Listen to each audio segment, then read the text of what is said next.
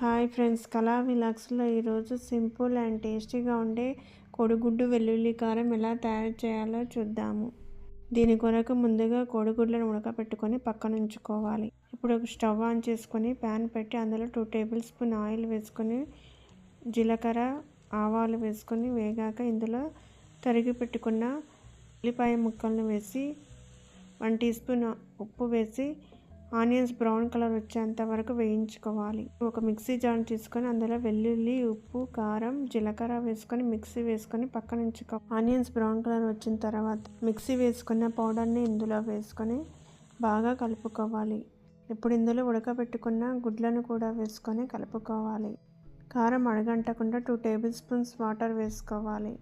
చివరిగా ఇందులో కసూరి మేతి, కొత్తిమీరను కూడా వేసుకొని స్టవ్ ఆఫ్ చేసుకోవాలి. ఈ కర్రీని రైస్తో కానీ రోటీతో కానీ సర్వ్ చేసుకోవచ్చు.